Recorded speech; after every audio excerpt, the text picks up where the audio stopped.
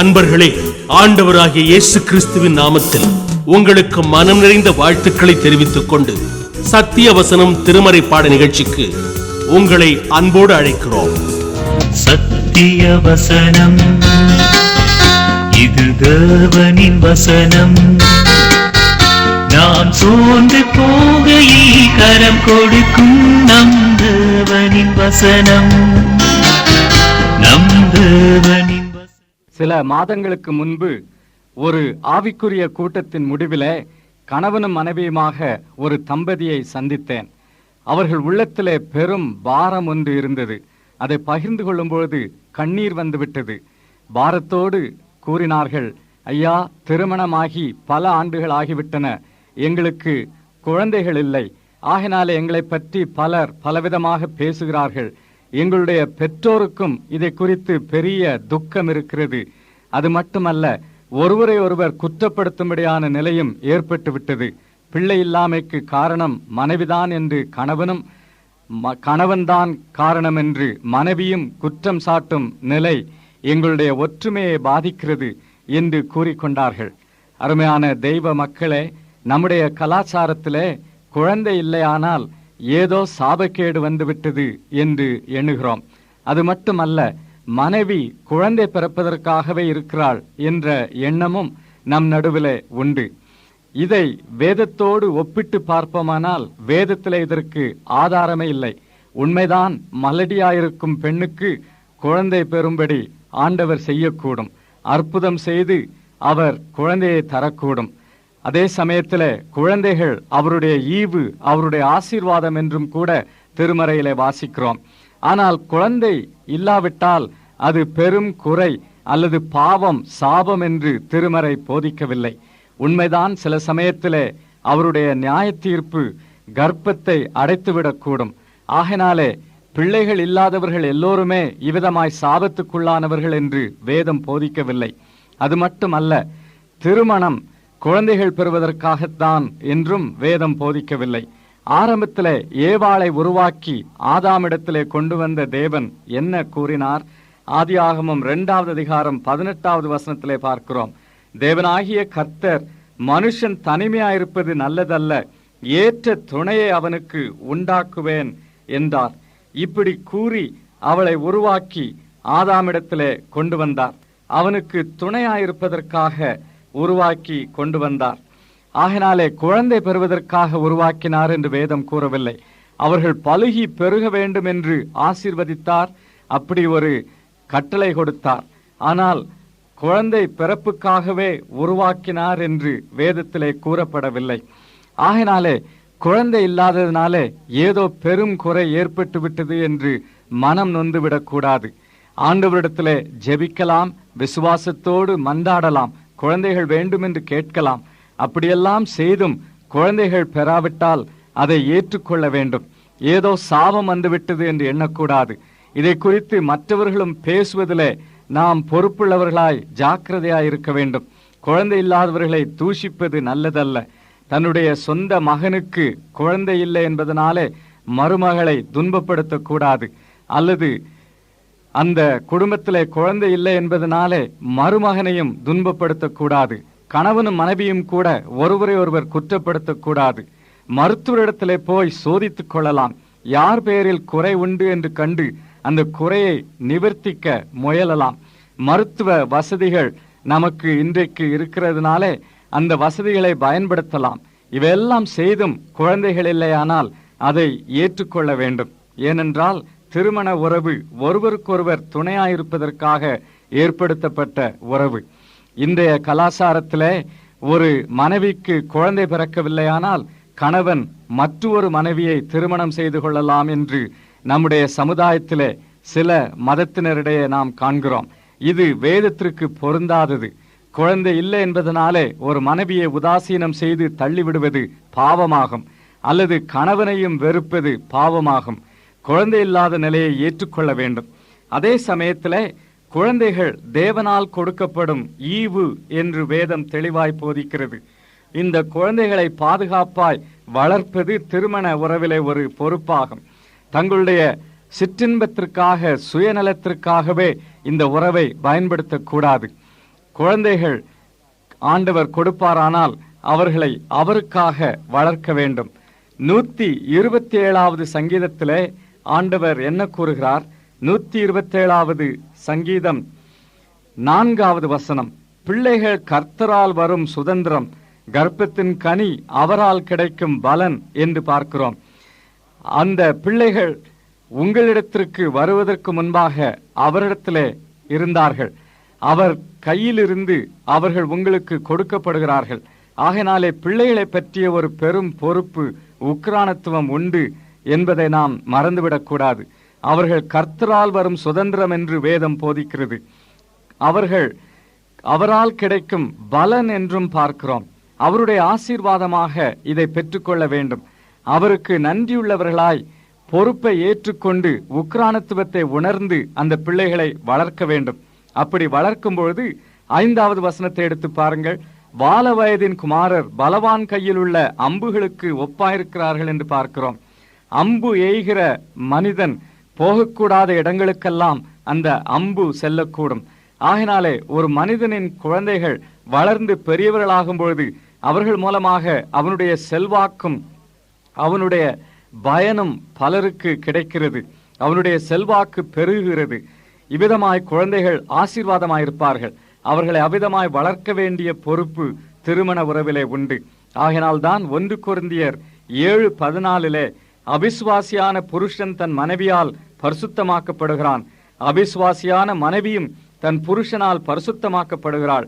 இல்லாவிட்டால் உங்கள் பிள்ளைகள் அசுத்தமாயிருக்குமே, இப்பொழுதோ அவைகள் பரிசுத்தமாயிருக்கின்றன என்று பிள்ளைகளை பற்றிய ஒரு வசனத்தை பவுல் திருமண உறவை பற்றிய போதனைகளுக்கு நடுவிலே கூறுகிறார். பிள்ளைகளை வளர்க்க வேண்டியது, அவர்களை பரிசுத்தமாக காத்து கொள்ள வேண்டியது திருமண உறவில் உள்ள ஒரு பொறுப்பாகும். இந்த பொறுப்பை ஏற்றுக்கொள்ள வேண்டும். இப்படி பிள்ளைகள் இருக்கக்கூடாது என்பதற்காக கருசிதைவு செய்வது அல்லது பிள்ளைகள் பிறக்காதபடி முயற்சிகள் செய்து தடை செய்வது சரியல்ல. வேண்டுமானால் குடும்பத்தை திட்டப்படுத்தி ஒழுங்குபடுத்தி கொள்ளலாம். குடும்ப கட்டுப்பாடு, குடும்பத்தை திட்டப்படி விருத்தி செய்வது பாவமல்ல. ஆனால் பிள்ளைகளே இருக்கக்கூடாது, தாங்கள் சுயநலமாக தங்கள் உறவையும் வாழ்க்கையும் அனுபவிக்க வேண்டும் என்பதற்காக முயற்சி செய்து கருசிதைவு செய்து கொள்வது பாவமாகும். மேற்கத்திய நாடுகளிலே அவிதமாய் செய்து கொள்கிறார்கள். நம் நாட்டிலும் இந்த பழக்கம் பரவி வருகிறது. இவ்விதமாய் செய்யக்கூடாது. பிள்ளைகள் ஆண்டவர் கொடுக்கும் பொழுது அவர்களை ஏற்றுக்கொள்ள வேண்டும். அதை ஒரு பொறுப்பாக நாம் ஒப்புக்கொள்ள வேண்டும். புதியதாய் திருமணமான ஒரு இளம் தம்பதி கணவருடைய பெற்றோரோடு கூட வாழ்ந்து குடித்தனம் நடத்தி கொண்டிருந்தார்கள். அப்பொழுது இந்த இருவரும் கணவனும் மனைவியுமாக சிரித்து பேசி உல்லாசமாக இருக்கும் பொழுதெல்லாம் கணவனின் தாயார் அவர்களை கடிந்து கொள்வார்கள். இப்படி என்ன உங்களுக்கு சிரிப்பு எக்காலம் தேவைப்படுகிறது? குடும்ப பொறுப்பை உணர்ந்தவர்களாய் இருக்க வேண்டும், ஜெபிக்க வேண்டும், ஆவிக்குரிய மனநிலை அவசியம் என்று கடிந்து கொள்வார்கள். ஏன்? அவர்கள் உல்லாசமாயிருப்பது சரியல்ல என்று அந்த அம்மாளின் நினைப்பு. இது சரியான மனப்பான்மையா? இல்லை, முழுவதும் தவறாகும். இப்படி இளம் தம்பதிகள் உல்லாசமாக ஒருவர் பிரசன்னத்தை இன்னொருவர் ஆனந்தித்து அனுபவிப்பது தவறு என்று எண்ணக்கூடாது. குடும்ப வாழ்விலே, இல்லறத்திலே, திருமண உறவிலே ஆனந்தம் உண்டு, இன்பம் உண்டு. இது ஆண்டவர் நியமித்ததாகும். ஒரு கணவனுக்கு ஒரு மனைவி என்று நியமித்த தேவன் அந்த உறவிலே ஒரு கணவனும் ஒரு மனைவியும் ஒருவர் பிரசன்னத்தை இன்னொருவர் அனுபவித்து ஆனந்திப்பது, தங்களுடைய உறவை அவர்கள் அனுபவிப்பது பாவம் அல்ல. ஆனால் அதே சமயத்திலே இந்த திருமண உறவிலே பொறுப்புகள் உண்டு. நம்முடைய ஆனந்தத்தையும் இன்பத்தையுமே பெரியதாக கருதி மற்றதையெல்லாம் ஒதுக்கிவிடக் கூடாது. ஆண்டவருக்கு முதல் இடம் கொடுக்க வேண்டும். அவருடைய சித்தத்தை செய்ய வேண்டும். அவருடைய ஊழியத்தை நிறைவேற்ற வேண்டும் என்பதையெல்லாம் மறந்துவிடக்கூடாது. தாங்கள் ஒருவருக்காக ஒருவர் உருவாக்கப்பட்டிருக்கிறோம் என்ற எண்ணத்தை அவர்கள் எடுத்துக்கொள்ளக்கூடாது. 2 பேரும் கடவுளுக்காக உருவாக்கப்பட்டிருக்கிறோம், நாம் அவருக்கு உரியவர்கள் என்பதை அவர்கள் மறந்துவிடக்கூடாது. இந்த திருமண உறவிலே ஆவிக்குரிய கடமை உண்டு. 1 கொரிந்தியர் 7வது அதிகாரம் 5வது வசனத்தை எடுத்து பாருங்கள். உபவாசத்திற்கும் ஜெபத்திற்கும் தடையிராதபடிக்கு இருவரும் சில காலம் பிரிந்திருக்க வேண்டும் என்று சம்மதித்தால் அன்றி ஒருவரை விட்டு ஒருவர் பிரியாதிருங்கள். உங்களுக்கு விரதத்துவம் இல்லாமையால் சாத்தான் உங்களை தூண்டிவிடாதபடிக்கு மறுபடியும் கூடி வாழுங்கள் என்று பவுல் கூறுகிறார். இந்த வசனத்திலிருந்து என்ன அறிந்து கொள்கிறோம்? திருமண வாழ்விலே உபவாசத்திற்கும் ஜெபத்திற்கும் தடையில்லாதபடி சில சமயம் பிரிந்து வாழ நேரிடலாம். அதாவது உடல் உறவு கொள்ளாதபடி கணவனும் மனைவியும் ஆவிக்குரிய காரியங்களுக்காக சில சமயம் ஜெபத்திற்காக உபவாசத்திற்காக நேரத்தை செலவிட வேண்டியது இருக்கலாம் என்பது இதிலிருந்து தெளிவாகிறது. இப்படி ஆவிக்குரிய கடமை உண்டு. விசேஷமான ஜெப சமயங்கள், உபவாச சமயங்கள் திருமண உறவிலே, குடும்ப உறவிலே கணவனுக்கும் மனைவிக்கும் இருக்க வேண்டும். ஏன்? அவர்கள் இருவராக ஜெபத்திலே பெரிய காரியங்களை சாதிக்கலாம். இருவரும் ஒன்று சேர்ந்து ஜெபிக்கும் பொழுது ஆண்டவர் பெரிய காரியங்களை செய்வார். எத்தனை தம்பதியருடைய வாழ்க்கையிலே இதை நாம் பார்க்கிறோம் அல்லவா? ஜெபத்திற்கு இவ்விதமாக தங்களை முழுவதுமாய் விட்டு கொடுத்தவர்கள், ஜெபத்தின் மூலமாக பெருத்த ஊழியத்தை நிறைவேற்றும் தம்பதியர், கணவன் மனைவி, இப்படிப்பட்டவர்களை நாம் பார்த்திருக்கிறோம். எவ்வளவு பெரிய ஸ்லாக்கியம் இது! கணவனுக்கும் மனைவிக்கும் உள்ள ஒரு பெரும் ஸ்லாக்கியமாகும் இது. நம்முடைய ஆண்டவராகிய இயேசு மத்தேயு எழுதிய நற்செய்தி நூலிலே இதை எடுத்து காட்டுகிறார். மத்தேயு 18வது அதிகாரம் 18வது வசனம், பூலோகத்திலே நீங்கள் எவைகளை கட்டுவீர்களோ அவைகள் பரலோகத்திலும் கட்டப்பட்டிருக்கும். பூலோகத்திலே நீங்கள் எவைகளை கட்டவிழ்ப்பீர்களோ அவைகள் பரலோகத்திலும் கட்டவிழ்க்கப்பட்டிருக்கும் என்று மெய்யாகவே உங்களுக்கு சொல்லுகிறேன் என்று கூறுகிறார். பிறகு 19வது வசனத்திலே, உங்களில் 2 பேர் தாங்கள் வேண்டிக் கொள்ளப் போகிற எந்த காரியத்தை குறித்தாகிலும் பூமியிலே ஒருமனப்பட்டிருந்தால் பரலோகத்தில் இருக்கிற என் பிதாவினால் அது அவர்களுக்கு உண்டாகும் என்று உங்களுக்கு சொல்லுகிறேன் என்று கூறினார். 2 விசுவாசிகளுக்கு, 2 சீஷர்களுக்கு உள்ள பெரிய ஆவிக்குரிய அதிகாரத்தை பற்றி, ஸ்லாக்கியத்தை பற்றி இங்கு பேசுகிறார். பூமியிலே கட்டும்படியான அதிகாரம், பூமியிலே கட்டவிழ்க்கும்படியான அதிகாரம். பூமியிலே கட்டும் பொழுது பரலோகத்திலே கட்டப்பட்டிருக்கும், பூமியிலே கட்டவிழ்க்கும் பொழுது பரலோகத்திலும் கட்டவிழ்க்கப்பட்டிருக்கும் என்று கூறுகிறார். இப்படி கட்டுவதும் கட்ட அவிழ்ப்பதும் எதை காட்டுகின்றன? மத்தேயு 12வது அதிகாரத்திலே இதன் வியாக்கியானத்தை பார்க்கிறோம். திருமறையே திருமறைக்கு வியாக்கியானத்தை கொடுக்கக்கூடும். ஆகினாலே வேதத்தின் ஒரு பகுதியை விளக்குவதற்கு இன்னொரு பகுதியை நாம் பார்க்க வேண்டியது. மத்தேயு 12வது அதிகாரம் 29வது வசனத்திலே, பலவானை முந்தி கட்டினால் ஒழிய பலவானுடைய வீட்டுக்குள் ஒருவன் புகுந்து அவன் உடைமைகளை எப்படி கொள்ளையிடக்கூடும்? கட்டினானேயாகில் அவன் வீட்டை கொள்ளையிடலாம் என்று இயேசு கூறினார். பலவானை கட்டுவது, பலவான் என்பது சாத்தானை குறிக்கிறது. சாத்தானை கட்டும்பொழுது அவனுடைய கையிலே அடிமைகளாயிருக்கும் மக்களை நாம் விடுவிக்க கூடும். இப்படி பூலோகத்திலே கட்டுவதென்றால் எதை கட்டுவது? சாத்தானையும் அவனுடைய கையாட்களான தேவ தூதர்களையும், இப்படி கெட்டுப்போன தீமைக்கான சக்திகளையும் தீமையையும் கட்டுவது. பூலோகத்திலே தீமையையும் தீயவனையும் அவனுடைய தீய தூதர்களையும் கட்டும் அதிகாரம் விசுவாசிகளுக்கு உண்டு.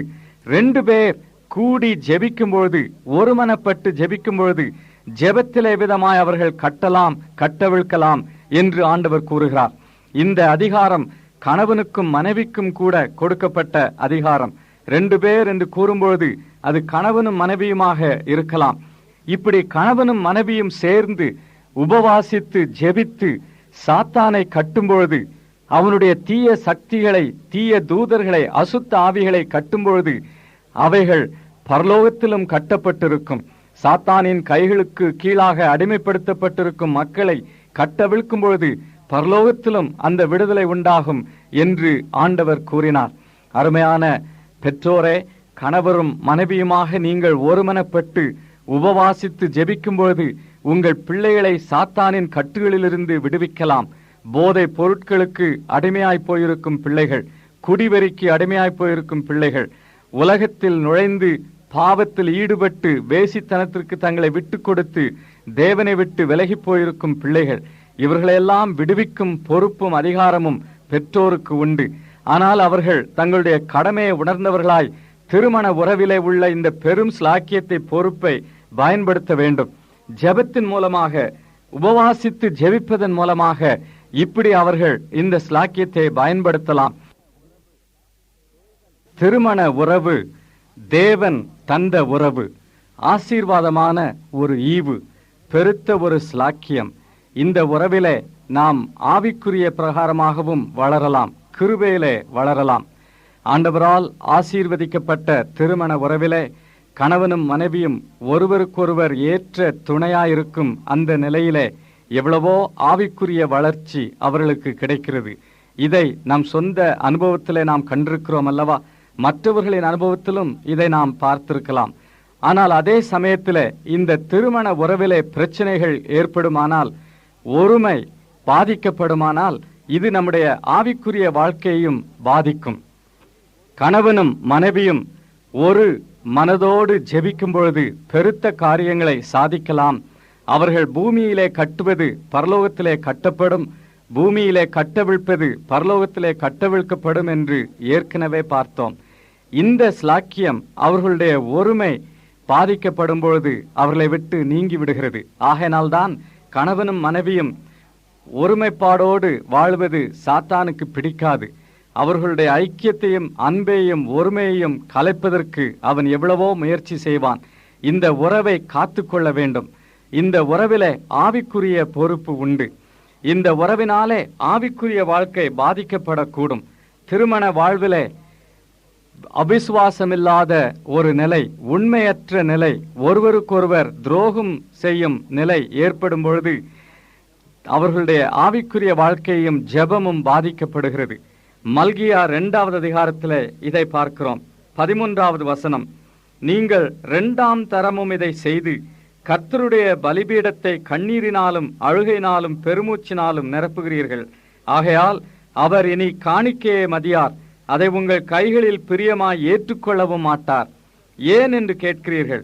கர்த்தர் உனக்கும் உன் இள வயதின் மனைவிக்கும் சாட்சியாயிருக்கிறார். உன் தோழியும் உன் உடன்படிக்கையின் மனைவியுமாகி அவளுக்கு நீ துரோகம் பண்ணினாயே என்று தீர்க்கதரிசியின் மூலமாய் தேவன் பேசுகிறார். மனைவிக்கு துரோகம் பண்ணிவிட்டு கண்ணீரோடும் அழுகையோடும் பெருமூச்சோடும் ஜெபம் பண்ணினால் அந்த ஜெபம் கேட்கப்பட மாட்டாது என்று இந்த வசனத்திலிருந்து நாம் தெரிந்து கொள்ளலாம். இனி 1 பேதுரு 3வது அதிகாரத்தை எடுத்து பார்ப்போம். 7வது வசனத்திலே, புருஷர்களே, மனைவியானவள் பலவீன பாண்டமாய் இருக்கிறபடியினால் உங்கள் ஜெபங்களுக்கு தடை வராதபடிக்கு நீங்கள் விவேகத்தோடு அவர்களுடனே வாழ்ந்து உங்களுடனே கூட அவர்களும் நித்திய ஜீவனாகிய கிருபையை சுதந்திரித்துக் கொள்ளுகிறவர்களானபடியினால் அவர்களுக்கு செய்ய வேண்டிய கனத்தை செய்யுங்கள் என்று பேதுரு எழுதுகிறார். ஜெபங்களுக்கு தடை வராதபடிக்கு புருஷர்கள் தங்கள் மனைவிமாரை சரியானபடி நடத்த வேண்டும் என்று இந்த வசனத்திலே பேதுரு போதிக்கிறார். ஆகினாலே திருமண உறவு சரியாயில்லையானால் ஜெப வாழ்வு பாதிக்கப்படும், ஜெபம் கேட்கப்பட மாட்டாது என்று இந்த வசனங்களிலிருந்து நாம் அறிந்து கொள்ளலாம். இனி திருமண உறவில் உள்ள பொறுப்புகளிலே குழந்தைகளை பற்றிய பொறுப்பை பற்றி பார்த்தோம், ஆவிக்குரிய பொறுப்பை பற்றி பார்த்தோம். இனி உடலுக்குரிய ஒரு பொறுப்பும் இருக்கிறது. இதை 1 கொரிந்தியர் 7வது அதிகாரம் 3வது 4வது வசனங்களிலும் 5வது வசனத்திலும் பார்க்கிறோம். புருஷன் தன் மனைவிக்கு செய்ய வேண்டிய கடமையை செய்ய கடவன், அப்படியே மனைவியும் தன் புருஷனுக்கு செய்ய கடவள். இங்கு எந்த கடமையை பவுல் குறிப்பிடுகிறார்? உடலுக்கான கடமையை அவர் குறிப்பிடுகிறார். அடுத்த வசனத்தை எடுத்து பார்ப்போம். மனைவியானவள் தன் சுய சரீரத்திற்கு அதிகாரி அல்ல, புருஷனே அதற்கு அதிகாரி. அப்படியே புருஷனும் தன் சுய சரீரத்திற்கு அதிகாரி அல்ல, மனைவியே அதற்கு அதிகாரி. ஏன் இவ்விதமாய் குறிப்பிடுகிறார்? திருமண உறவிலே உடல் உறவு முக்கியமானது. இது ஆவிக்குரிய உறவு என்பதை ஒப்புக்கொள்கிறோம். மற்ற பல பொறுப்புகள் சமுதாயத்தில் உண்டு என்பதையும் ஒப்புக்கொள்கிறோம். அதே சமயத்திலே உடலுக்கான பொறுப்புகளும் உண்டு. திருமண உறவிலே உடல் உறவுக்கு இடம் உண்டு என்பதை நாம் மறந்துவிடக்கூடாது. உடல் உறவு பாவம் அல்ல. இது வேதம் நமக்கு தெளிவாய் போதிக்கிற ஒரு காரியமாகும். 1 கொரிந்தியர் 6வது அதிகாரம் 20வது வசனத்தை எடுத்து பார்ப்போம். கிரேத்துக்கு கொல்லப்பட்டீர்களே, ஆகையால் தேவனுக்கு உடையவைகளாகிய உங்கள் சரீரத்தினாலும் உங்கள் ஆவியினாலும் தேவனை மகிமைப்படுத்துங்கள் என்று கூறுகிறார். இன்னும் 19வது வசனத்திலே, உங்கள் சரீரமானது நீங்கள் தேவனாலே பெற்றும் உங்களில் தங்கியும் இருக்கிற பரிசுத்தாவியினுடைய ஆலயமாய் இருக்கிறதென்றும் நீங்கள் உங்களுடையவர்கள் அல்லவென்றும் அறியீர்களா என்று கூறுகிறார். நம்முடைய உடல் பரிசுத்தாவியானவர் தங்கியிருக்கும் ஆலயம். அது தேவனுக்கு உரியது. அதே சமயத்திலே திருமண உறவிலே கணவனின் உடல் மனைவிக்குரியது, மனைவியின் உடல் கணவனுக்கு உரியது என்றும் வேதம் போதிக்கிறது. ஆகினாலே ஆவிக்குரிய வாழ்க்கையை நாம் எடுத்து பார்க்கும் பொழுது இந்த உடல் ஆவிக்குரிய பிரகாரமாக தேவனுக்குரியதானாலும் கூட இந்த உடலை திருமண வாழ்விலே நாம் சரியானபடி பயன்படுத்த வேண்டும் என்று வேதம் போதிக்கிறது. மனைவியின் உடல் கணவனுக்குரியது, கணவனின் உடல் மனைவிக்குரியது என்பதின் பொருள் என்ன? அவர்கள் இருவரும் உடல் உறவிலே ஈடுபட வேண்டியது அவர்களுக்குரிய பொறுப்பாகும். ஒருவருக்கொருவர் தங்களை விலக்கிக் கொள்ளக்கூடாது என்று வேதம் இதை தெளிவாய் எடுத்து காட்டுகிறது. உபவாசத்திற்காக, ஜெபத்திற்காக இருவரும் பிரிந்து வாழ எண்ணினாலும் கூட அதை அவர்கள் ஒருவர் சம்மதத்தோடு செய்ய வேண்டும். ஒருவரோடு ஒருவர் கலந்து ஆலோசித்து ஒருமைப்பாட்டோடு செய்ய வேண்டும் என்று தெளிவாய் இங்கு பவுல் எழுதுகிறார். ஏன்? அந்த 5வது வசனத்தை மறுபடியும் எடுத்து பார்ப்போம். உபவாசத்திற்கும் ஜெபத்திற்கும் தடையிராதபடிக்கு இருவரும் சில காலம் பிரிந்திருக்க வேண்டும் என்று சம்மதித்தால் அன்றி ஒருவரை விட்டு ஒருவர் பிரியாதிருங்கள். உங்களுக்கு விரதத்துவம் இல்லாமையால் சாத்தான் உங்களை தூண்டி விடாதபடிக்கு மறுபடியும் கூடி வாழுங்கள் என்று கூறுகிறார். திருமண உறவிலே சாத்தான் நுழைந்துவிடக் கூடாது. தவறான மாம்ச இச்சையின் பாவங்களுக்கு கணவனையோ மனைவியோ இழுத்து சென்று விடக்கூடாது. ஆகினாலே அவர்கள் கூடி வாழ வேண்டும். ஒருவர் உடலை இன்னொருவருக்கு விலக்கிக் கொள்ளக்கூடாது என்று தெளிவாய் இங்கு போதிக்கிறார். சில குடும்ப வாழ்க்கையில கணவனும் மனைவியும் தங்களுடைய உடல் உறவை ஒரு ஆயுதமாக பயன்படுத்தி பழி வாங்குவதற்கு அதை உபயோகிக்கிறார்கள். அது மட்டுமல்ல, அதை உதாசீனம் செய்கிறார்கள். இது தவறாகும். உடல் உறவுக்கு திருமண வாழ்க்கையில இடம் உண்டு. அதை ஆண்டவர் கொடுத்த ஒரு ஈவாக கருதி சரியானபடி பொறுப்போடு பயன்படுத்த வேண்டும். உடல் உறவு ஒரு தேவை மட்டுமல்ல, அது ஒரு கடமையுமாகும் என்பதை உணர்ந்து கொள்ள வேண்டும். கொரிந்து சபையிலே விசுவாசத்தில் கலப்படமான அநேக தம்பதிகள் இருந்தார்கள். ஒருவர் அவிசுவாசியாயிருந்து ஆண்டவராகிய இயேசு கிறிஸ்துவை ஏற்றுக்கொள்ளும் பொழுது மனைவி அவ்விதமான விசுவாசத்திற்குள் வராத நிலையிலே விசுவாசியான கணவனும் அவிசுவாசியமான மனைவியாக இப்படி அவர்கள் காணப்பட்டார்கள். அப்படியே விசுவாசியான மனைவியும் அவிசுவாசியான கணவனுமாக காணப்பட்டார்கள். இப்படிப்பட்ட நிலையிலே அவர்களுக்கு பவுல் என்ன ஆலோசனை கூறுகிறார்? நம்முடைய வாழ்க்கையிலும் குடும்ப வாழ்க்கையில இந்த நிலை இருக்கலாம். ஒருவேளை என்னை கேட்டுக்கொண்டிருக்கும் அருமையான சகோதரனே, சகோதரியே, உன்னுடைய சொந்த குடும்ப வாழ்விலே உன் மனைவி அவிசுவாசியா இருக்கலாம், அல்லது கணவர் அவிசுவாசியா இருக்கலாம். ஒருவர் மட்டும் விசுவாசியாகி அடுத்த வாழ்க்கை துணைவர் அவிசுவாசியாக இருப்பாரானால் நாம் எப்படி நடந்து கொள்ள வேண்டும்? திருமண உறவு, குடும்ப வாழ்வு எப்படி அமைய வேண்டும் என்று இந்த வசனங்களிலே ஆவியானவர் நமக்கு கற்றுத்தருகிறார். 1 கொரிந்தியர் 7வது அதிகாரம் 12வது வசனம், மற்றவர்களை குறித்து கர்த்தர் அல்ல நானே சொல்லுகிறதாவது, சகோதரன் ஒருவனுடைய மனைவி அவிசுவாசியா இருந்தும் அவனுடனே வாசமாயிருக்க அவளுக்கு சம்மதம் இருந்தால் அவன் அவளை தள்ளிவிடாதிருக்க கடவன். அப்படியே ஒரு ஸ்திரீயினுடைய புருஷன் அவிசுவாசியா இருந்தும் அவளுடனே வாசமாயிருக்க அவனுக்கு சம்மதம் இருந்தால் அவள் அவனை தள்ளிவிடாதிருக்க கடவள் என்று கூறுகிறார். ஆகினால் இதிலிருந்து என்ன தெரிந்து கொள்ளுகிறோம்? திருமணம் ஆவதற்கு முன்பு 2 பேரும் அவிசுவாசிகளாயிருந்து ஒருவர் ரட்சிக்கப்பட்ட பிறகு அடுத்தவர் இன்னும் தொடர்ந்து அவிசுவாசியாய் இருப்பாரானால் அவரை தள்ளிவிடக் கூடாது. ஏற்கனவே இவ்விதமாக திருமண உறவுக்கு உட்பட்டு பிறகு விசுவாசத்திலே வேறுபாடு ஏற்படுமானால் ஒருவரை ஒருவர் தள்ளிவிடக்கூடாது என்று பவுல் கூறுகிறார். அதே சமயத்திலே அவிசுவாசியாய் இருக்கிற ஒரு வாழ்க்கை துணைவனை தெரிந்து கொள்ளக்கூடாது. விசுவாசியாயிருக்கும் ஒரு பெண் திருமண வாழ்விலே நுழையும் பொழுது விசுவாசியைத்தான் திருமணம் செய்ய வேண்டும். விசுவாசியான ஒரு ஆணும் அப்படியே விசுவாசியான ஒரு பெண்ணைத்தான் திருமணம் செய்ய வேண்டும் என்று வேதம் தெளிவாய் போதிக்கிறது. ஆனால் இங்கே கூறப்படுவது ஏற்கனவே அவர்களுக்கு திருமணம் ஆகிவிட்டது. திருமணம் ஆன பிறகு ஒருவர் ரட்சிக்கப்பட்டு விட்டார்கள், அடுத்தவர் இன்னும் ரட்சிக்கப்படவில்லை. அந்த நிலையில என்ன செய்வது? என்று இந்த போதனையை பவுல் தருகிறார். இந்த போதனையிலே முக்கியமான காரியம், மனைவி அவிசுவாசி அல்லது கணவன் அவிசுவாசி என்று அந்த காரணத்தை கொண்டு அடுத்தவர்களை தள்ளிவிடக்கூடாது, அவர்களுக்கு விலகி வாழக்கூடாது, அவர்களை உதாசீனம் செய்யக்கூடாது, வெறுக்கக்கூடாது என்று தெளிவாய் போதிக்கிறார். இது நாம் நன்றாய் நினைவில் இருத்திக் கொள்ள வேண்டிய காரியம். நாம் விசுவாசிகள் என்பதனாலே, ஆவிக்குரிய பெருமையினாலே மற்றவர்களை நாம் உதாசீனம் செய்யக்கூடாது. என் அருமையான சகோதரியே, நீ ரட்சிக்கப்பட்டு விசுவாசியாகி இருக்கலாம். ஆகினாலே உன் கணவருக்குரிய மரியாதையை நீ செலுத்தாமல் போய்விடக்கூடாது. அவருக்குரிய மரியாதையை அவருக்கு செலுத்த வேண்டும், அவரை நேசிக்க வேண்டும், பொறுப்புகளை நிறைவேற்ற வேண்டும், அவரை உதாசீனம் செய்யக்கூடாது அல்லது விலகி வாழக்கூடாது. இது வேதம் தெளிவாய் போதிக்கிற ஒரு காரியமாகும். அது மட்டுமல்ல, 14வது வசனத்தை எடுத்து பாருங்கள். அவிசுவாசியான புருஷன் தன் மனைவியால் பரிசுத்தமாக்கப்படுகிறான், அவிசுவாசியான மனைவியும் தன் புருஷனால் பரிசுத்தமாக்கப்படுகிறாள் என்று பவுல் எழுதுகிறார். இதன் பொருள் என்ன? ஒரு கணவனின் விசுவாசத்தினாலே மனைவி ரட்சிக்கப்பட்டு விடுவாள் என்று இங்கு கூறவில்லை. ஆனால் கணவனின் விசுவாசம் அந்த மனைவியை ஒரு விசேஷமான கிருபை நிலைக்கு கொண்டு வருகிறது என்று இந்த வசனத்தின் மூலமாய் அறிந்து கொள்ளலாம். உடன்படிக்கையின் மக்கள் கூட்டத்திலே அவள் சேர்க்கப்படுகிறாள். அவ்விதமாகவே மனைவியின் விசுவாசத்தின் மூலமாக கணவரும் விசேஷமான ஒரு கிருபை நிலைக்கு வருகிறார். அந்த கிருபை நிலையிலே அவர் ஆண்டவரை ஏற்றுக்கொள்ள வேண்டும், விசுவாசிக்க வேண்டும். அப்பொழுதுதான் அவருக்கு ரட்சிப்பு உண்டு. இதை நாம் நன்றாய் நினைவில் இருத்திக் கொள்ள வேண்டும். அப்படியானால் ஒரு விசுவாசியான மனைவி தன் கணவரை நிச்சயமாய் ஆதாயம் பண்ணக்கூடும். அவர் ஆண்டவரால் இவ்விதமான ஒரு கிருபைக்குள்ளே கொண்டு வரப்பட்டிருக்கிறபடினாலே அவரை ரட்சிப்புக்குள் கொண்டு வரக்கூடும். பவுலுக்கு கொடுக்கப்பட்ட, பவுல் கூறின ஒரு வாக்கு தத்தம் என்ன?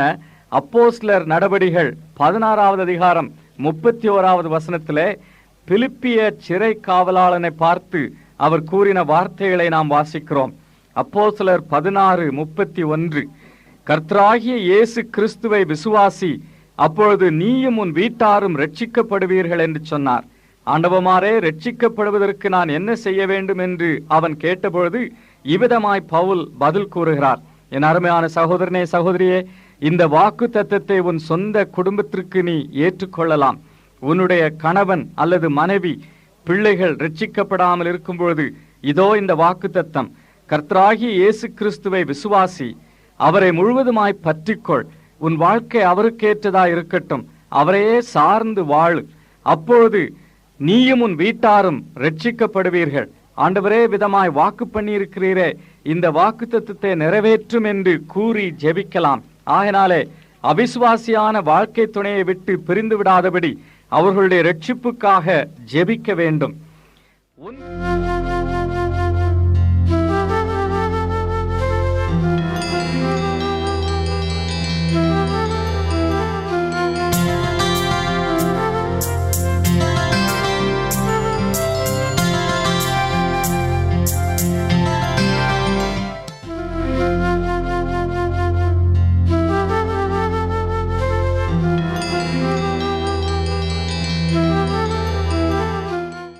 எமது முகவரி சத்தியவசனம், தபால் பெட்டி எண் 55, 9 வெங்கட்ராமன் தெரு, சின்ன சொக்கிக்குளம், மதுரை 625002.